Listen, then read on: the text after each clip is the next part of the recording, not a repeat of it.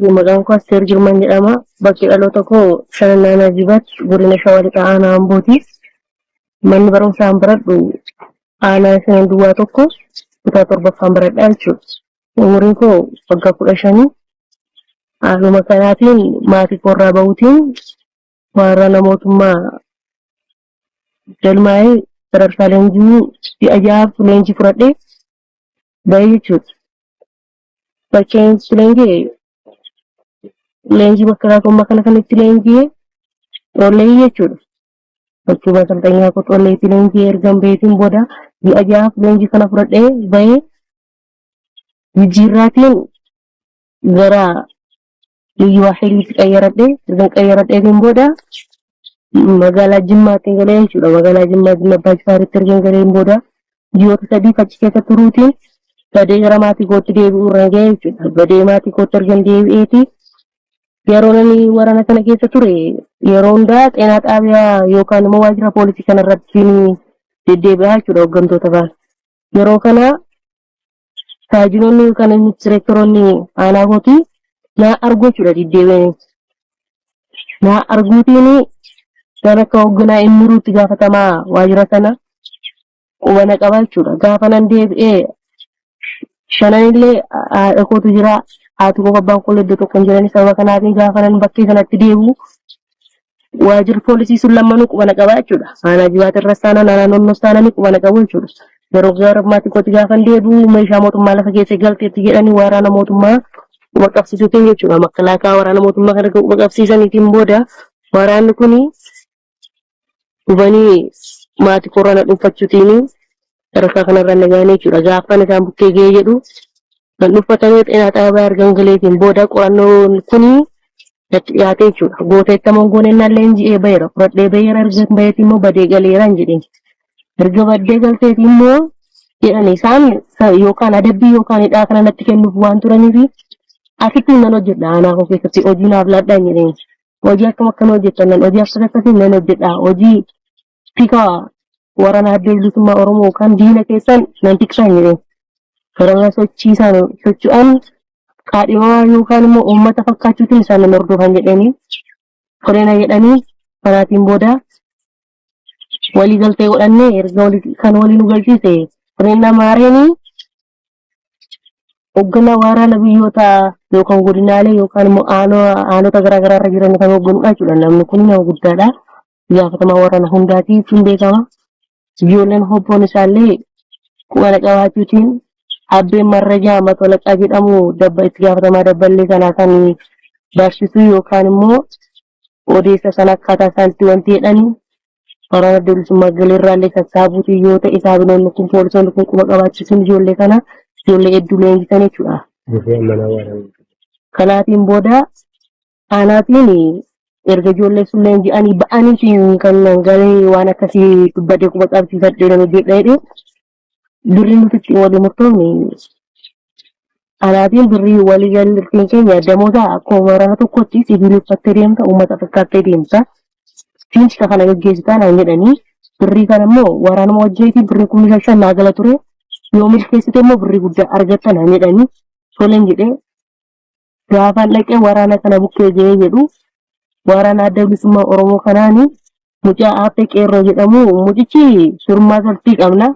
Mucaa durbii koonaatti naa ooludha.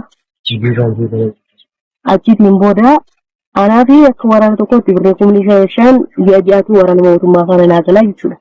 Kana booda Aaffee sanaa fi abbeessuun durumaatiin quba wal qabu jechuudha. Mucaa namti durbii kooti sunis abbeen matolaqaa gaafatamaa dabballee waraana makkalaakaa kana quba wal qabu jechuudha.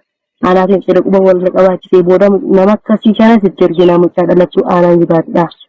Sitti erginaa eessartaa hojii kana akka isheen irratti hin baramnetti akka yakkamaa tokko waan karaarraa qabdeetti yookaan immoo fedhii waraana adda bilisummaa Oromoo dhaqaa jettee natti matteetti jedhiitii gara waraana keessanitti dabartee akkaataa itti isheen battala diinaatti illee nutti waamuu dandeessu yookaan immoo rizuum battala diinaatti immoo nutti waamtee kan irratti hin baramne gorsine irratti asis immoo quba qabaachisi alaamaltummaa yaada waraana keessanii quba nu qabaachisi waraana mooraa waraanaas immoo galtee baatee immoo kanaaf isin wanteetti nu qabaachisi waan jedhanii sachibatanii jechuudha. Achiitiin booda erga sachibatanii anis immoo isa waliitiin hariiroo kanaan inumaan gaggeessee jechuudha koosinaaniidhaan.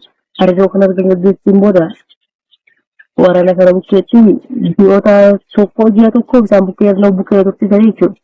Bukkee tursiisaniitiin booda biyyoota tokko erga isaan bukkeetti ture hojiin biyyummaa kun irratti barame jechuudha. Akkuma kana haftee qofaa osoo hin ta'in haftee illee namoota biraa qabu qaba. Ani quba isaanii qabu malee namoota lamadha. Haftee ammoo kan jedhamtu tokko jirti. Miidhaan ilmoo nama tokkodha. Akkuma kana immoo qeerroon kun tokkos immoo jira. Tasammaan jedhama. Ijoollee homaa arbiyyeessi kana keessaatidha. Jarri kun illee hojii akkasiitiin quba qabu jechuudha. Kanaatiin akka argan ture booda kanaatiin murtoo natti kenname yaadabbiitiin waraana kana hordoffii dhufteetta. Quunnamtii diinaatiin dhufteetta. Malee yookaan qabsoo kusitti dhagaame dhumne dhugaadhamoo dhugaa miti naan jedhee nagaa ta'e dhugaa miti jedhee ama sadarkaa amanuu dhiisuurra ga'e jechuudha. Erga amanuu dhiisuurra ga'e adabbii natti kennanii na amansiisanii adabbii natti kennanii erga na amansiisaniitiin booda jedhee nama mana jechuudha. Akkuma jiru san dura dhokadhee namni jechuudha. Dhimeetiin booda namoota akkam akkam quba qabdaa namni hariiroorraa qabdu naani nama tokko nama yeroo sanaa fi odeeffannoo waan seeraan seenuu fi nama tokko qofaan inni aftamu sana asammaa waan isaa haftee namas immoo ijoolleen kun lamma maqaa isaanii wal fakkaata yeroo kana lamman sadarkaanaan dhufte jechuudha. Maaliif mandhee kootiidhaan an dhofadhe jechuudha. Erga dhofadheetiin booda erga dhofadhee isaanii amantii yooti jedhanii ijoollum sana lamman immoo isaan quban qaban diinummaa isaanii waan quban qabneef ijoolluma warra diinummaa mandhee mokooti sana yaala kaanii jechuudha. Haftee fi tasammaa sana yaala kaanii eegaa jedhanii wardiyaan kallattii ba'u isaanumadha. Sanaatiin booda sadarkaa kanaatiin ijoolleen kun guyyaa isa bal'aatidha. Biraa bahuutiin sa'a 8tiin isaan bukkeetiin nan badee mana fira kootii ilka mana barumsaa bukkee mana Aloo Miti Cammaree jedhamtu nan ga'ee mana obboleettii abbaa kootiiti. Ishee bukkee erga ga'een booda halkan shita isaatii 7tiin dhufanii battalissaatiin na dhuunfatanii jechuudha odeessa quba qabu. Isheen ollaa sana dhokkuutiin ollaa isheetti na dhoskitee ollaa ishee erga na dhoskiteen booda isheen amanuu diddana bukkeen jettuttee ollaa sanaa dhufanii mana dhuunfatanii jechuudha. Haala kanaatiin erga na dhuunfatanii booda arbiinsi battala tokkotti dhufanii na dhuunfatanii abbaa dinagdee aan dura bukkeetii bade sana bukkeetiin nagaan jechuudha waraan dura buraa bukkeetti qeerroon numti dhufanii na dhuunfatan. Warri immoo diinummaa mandheen irraa qabachuunis immoo warri numti nan dura isaan dhoksisuunis immoo lammataan battalan badee wara obboleettii abbaa kootii aadaa koo sana bukkeetti ergan badeetiin booda battala sana gahee waraana dura qunnamee manaa ba'e sana waraana mootummaatiif nan bilbileessa jechuudha. Ergan bilbilee qunnameetiin booda kaabadeeraa bakka narratti barame jedhanii nana dabbiyyatti laatanii nana malee hunduma isaayyuu karaa fi immoo na argan dhufanii na qabatanii na lubbuu koo baasu waan ta'eef kottana dhuunfadhaadhee waamee jechuudha. Waraanni sunis immoo battala akkasii jira. Magaalaa Alam Ganaa keessa bakka akkasii torgina akkasii teeleen guddaan jiru baaburri jiru safara akkasii jiru jedhee quban qabsiise jechuudha. Isaan immoo battala sana ani immoo quban qabu malee badeera waan ta'eef isaati quban qabu waan ta'eef battalsee jijjiirratanii jechuudha gara biyyeessitti erga jijjiirrataniitiin booda battala sanatti qeerroo sun halkan keessa sa'a 7 dhufee na dhuunfatee waraana sana immoo quba qabsiisa dheeraa jira sa'a na dhuunfachuu dhufatitti otoo warra faaruu ruba keessa na dammas ta'ee dhufanii na fuudhanii battalicha amma waraana mana biraa badee bukkeetti na deebisanii jechuudha. Diinni sun immoo saatuma sanaa jalqabdee sochii gochuu jalqabdee dhufanii ijoollee namti nan biraa bade suni sochii godhanii dhufanii haqaa nagaa jedhanii haqaa nagaa sana jiru godhanii madhiisanii. Maqaan koo Lallafaa Raggaasaa Dushuun jedhama. Bakki dhalata koo godina Horroo Guduruu Wallaggaa aanaa Horroo ganda Rifeentii Gabal.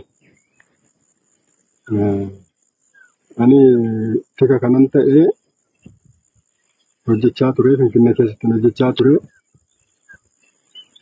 Dursa waraana bilisummaa Oromoon ture. Waraana bilisummaa Oromoo 2010 Boolloo Wallagga Lixaatti leenji'ee achi immoo baanee leenjiidhaa bahee aanaa Qondaalaa Wallaggaa leenjii jechuudha achiran ture. Baanjaarmiyaa koo ibsaadhaa baamulaasaa guutuudha. Isaan jalatti tajaajila hojjechaa turre achi booda 2011 naannoo bitootessaa isaanitti mariidhaan gara Finfinneetti bahe akkuma koosaadha. Gara Finfinneetti bahee achi ture akka carraa qabame. Qabamee immoo bahee deebi'ee immoo gara qaama mootummaa kanatti akka ijaaramuuf Qonnaa mijeessee ijaarame nu faana hojjedhu kan jedhe qondaalota abbaa duraanii kan gullallee fakkeenya milkeessaa yookaan jijjiiramaati maqaan qabsoota fi ibsaa nagahoo qaamaan nan argin malee yaadaan kan sappoortii nu gochaa ture amaan filee ijaan walitti dhufnee waliin beeknu garuu wal quba qabna. Sana ture isaanis immoo haala jiru mijeessanii hundaa hojii nu faana hojjedhu wanta si barbaachisu hunda nuti si deeggara. Kan nurraa olis qaama jiru wajjin walitti finne qaama mootummaa wajjin si deeggarsiisna. Hojjedhu nu faana qabsoon nuti qabsoo Oromooti jennee warreen amma Oromootti qabsaa'anii warreen bosonatti hafan kun qabsoo sirriidhaa miti jaateedhaaf nu faana kootti ijaaramee hojjedhu jedhee kan yoo hoteelitti na waamee na mariise ibsaa nagahoo fi jijoomaatii yookaan milkeessaa wal jiraa. Amaan filee qaamni nuti malee yaadaan nu faana jiraachaa wal arginee beeknu garuu yeroo isaan bilbilaan qajeelfama waa tokko tokko mariisu nan beekaa jechuudha. Amaan filee yookaan baatirii filee maqaan sana booda tole jedheen isaan faana walii galee hojii kanatti fufe. Hojii kana itti fufee deebihee akka isaan dirqama natti kennanitti tikkummaa kana hojjedhee isaan faana hojjechaa gaafan turu birrii 7,000 kaffaluu turan. Isaan booda ergan hojii hojjechaa ture ergan ijoollee miseensota waraanaa warreen magaalarra jiran nii fi deeggartoota abaa warreen ta'e ergan qabsiisaa ture isaanis itti gammaduudhaan deebisanii nama tika federaalaa insaa keessaa kan hojjetu nama Dajanee jedhamu faana walitti nu fidan jechuudha. Isaan faana immoo ammas marsaa lammaffaa eessatti wal geenyaa Giyoon hoteelitti na waaman. Milkeessaa faana yookaan jijoomaatii faana achi deemnee achitti ibsaafaa walii wal arginee ibsaa nagahoodhaa, anadhaa, jijoomaatii yookaan milkeessaa waaq jiraatii fi Dajanee sunis dhufee guyyaa sana asitti wal arginee waan jiru hundumaa haasofnee Finfinnee keessatti hojjechaa ture jecha otoo dirqama fudhee gara kanaatti otoo dhufe. San booda waraana kan dirqama fudhatee magaalarras jiru deeggartoota isaa ta'u caasaalee bilisummaa Oromoo wajjin hidhata qabu jedhaman irratti bifa narratti hin beekamneen sekuriitiidhaan akkan hojjedhu qajeelfama naa kennan. Yeroo kana yeroo hojjedhu akka mootummaa faana hojjedhu narratti hin beekan. Amma akkan dirqama waraanarraa fudhee lagaatii bahee magaala jiruutti haasa'a. Miseensa abaa'oo warreen dhufan faana jechuudha. Isaan faana haasofnaa isaan dhuguma dhasee maaliif duraan na beeku waraana keessatti na wal beekna waan ta'eedhaaf warreen dhukkubsatanii dhufanis jiru warreen immoo waa tokkotti dirqama tokko dhufan jiru. Waan jiru ciitii walii dhoksin wal beekna. San booda immoo ani waan hin jiru bilbilaan haasa'uu gabaasumaan barreessaa fi milkeessaadhaaf jechaadha. Milkeessaadhaaf Dajaneedhaaf yookaan jijoomaatii kanaaf. Wanta hojjetan isa kan inni gabaasa laadhu maqaa guutuu, maqaa qabsoo, bilbilaa fi suurota isaanii. Suura argannaa irra caalaatti filatamaa suura waraanummaa isaanii yoo argan kan isaan itti gammadanii jechuudha. Sanaan akkasitti hojjechaa turre ijoolleen qabsiise hedduutu jiru. Kan amma jiraachuu kanneen ergasiin arginas jiru kan hin arginu jiru. Du'aniif jiran isaanii immoo hin beeku garuu kanneen jiran irra caalaatti baay'ee isaanii ergasii argaman Finfinnee keessatti jechuudha ijoolleen qabsiisaa. Kanneen immoo deebi'anii waraana keessa jiranis immoo jiru. Hidhaatti bahanii qabsootti deebi'an. Maqaan dhaloota isaa Abdiidhaa Gamsiis kan jedhamu. Gamsiis illee dhagahee akka wareegametti dhagahee gaannee qabsoma keessatti deebi'e. Kana tokkommoo toleeraadha. Maqaan dhaloota isaa Mucaa Mandii fi maqaan qabsoo isaa immoo Marsiidha. Inni amma waraana keessa jira. Eessarra akka jiru hin beeku. Innis hidhaa ture. Bahee deebi'ee gara qabsootti deebi'ee jechuudha. Caaltuu kan jedhamtus Caaltuu Lammii intala Gimbiidha isheenis biraawitti warreen qabsiise. Warreen gabeen sabbataa fi Dukamitti warreen qabsiise turanii bahanii amma Finfinnee keessa jiru kan arginu jechaadha. Kanumaan otoo jirru amma dirqamni kan biraaf nuuf kenname erga isaan faana haala jiru maayyannee erga jechaa turre dirqama gara godina Horroo Guduruu deebi'ee kan dhufnee hojjennu nama sadiif bakka nu buusan jecha nama sadiif ijaaranii bakka jecha. Sadan keenya gaafa dhufnu amma maqaan isaa inni tokko godinni aanaan sana Horroo Bulluqidha. Gambee Haroo Aagaa fi tokko akkaan Daaddoo Birbisa Kormaa Fayyeeraa Tolasaa Daaddoo Birbisa Kormaadha. Inni dura waraana jechuudha. Innis waraanaa baa'u. Garuu galeera bulchiinsaaf nageenya aanaa Horroo Bulluqirra hojjechaa ture. Deebi'ee immoo yeroo aanaa Horroo Bulluq cabdallee dhiisee bahee deebi'ee immoo ijaarameeti Akkuma kanaan faana hojjennaa jechuudha. Ulfinaatuun durumaayyuu mootummaa faana tuttuqqaa qabaa qaama adda bilisummaa Oromoo jedhamu dhalootumarraa kaasee hin jaallatu. Bakka sanaas Finfinnee galeera. Amma garuu isaan sadan afaan sadii ta'anis kan gara Horroo Guduruu dhufne jiru jechaadha. Amma yeroo dhufnu godina Horroo Guduruu yeroo dhufnu waraqaan nuuf kennamu waraqaan nu ibsu nuuf kennamu. Maaliif icciitatu ta'a jaaseedhaaf. Yoo ta'e saaxilamne yoo ta'e qabamne icciita ta'a ragaadha ta'a. Waan ta'eedhaaf garuu irra gahuu hin danda'u. Garuu qorannoo guddaadhaan irra gahuun icciitii baasuudhaan yoo ta'een alatti ragaa qabatamaa irratti argamu hin jiru jechaadha. Yeroo dhufnu yeroo Finfinneerraa kaanee yeroo dhufnu yoo gara Horroo Guduruu dhufna yoo ta'e dursa isaan caasaa quunnamanii caasa sana faana wal quunnamsiisaniiti dhufna malee kallattumaan dhufnee boodadha isaaniin bilbilee haasofsiisnee akka geenye irra hin jiru. Isaan faana wal quba qabeenyaan deemnaa jechuudha. Maaliif waraqaa waan qabneef qaamni mootummaa hundi namni hin beeku yaateef miidhaas geessisuu danda'a. Shakkii jedhee danda'a. Garuu waan akkasii irratti raawwatame dhuguma qabamee qaamni mootummaa naqabee diinee qabee gaafa na hidhu hunda waraana biratti hundatti naasofnee hoogganama sanaatiin maqaan isaa Buraayyuudhaati. Baay'isaa Qalbeessaa kan jedhamu ajaa'iba waajjira poolisii qajeelchaatiin. Naqabee na hidhannaan lakkeen akkasii hidhannaan sin beekamee fidi waraqaan hanginnaa waraqaan qabu jedheen deebiseen isa booda erga dhaqee mana hidhaa galee poolisota irraa qofaatti na baasee kana qoratullee taasiseen isaan faana gaafa wal quunnamsiin ergasii dhiifama akkasiin ta'uun barreeffamee na gadhiisee jechaadha. Hin qabamu. Waan akkasiitiin quunnamtiin kan deemnu malee yoo ta'e nu mudates bifa akkasiin amansiisnee fi wal quunnamsiisnee isaan akka bilbilan taasisnee faana malee hawwa kana alammoo lafa deemnu sanammoo isaan dura caasaa quunnamu caasaa sana faana wal quunnamsiisanii quunnamsiitiin dhiibu. Malee ragaan nurratti ifu tasan argamu. Maaliif icciitii ba'aa jiraatu. Garuu qorannoo gadi fagootiin qaamni dandeettii nama amansiisuu qabu siyaasaan amansiisuu hin danda'amaa jechuudha akkuma kana. Amma warreen Fayyaraa Tolasaa fi Ifnaatuulii amma Horroo jiru, Horroo Bulluqirra jiru. Fayyaraa Tolasaa Horroo Bulluqi dhalaan isaa sabni sunis Horroo Bulluqidha Horroo Bulluqirra jiru. Achi isaan amma gara waraana deemuu hin danda'an maaliif sekuriidhaan ijaaranii jiru magaalaarra malee waraana bira dhaqan maaliif waraanni piroofaayilii isaanii baramanii jiru. Isaanis keessa turan waan ta'eedha. Fayyadaachis keessa tureera jaalala. Yeroo araaraati jawaariif bakka laannoo yeroo gashin galee fayyadaadha. Beekameera miidhagee inni garuu sekuriitiidhaan hojjeta.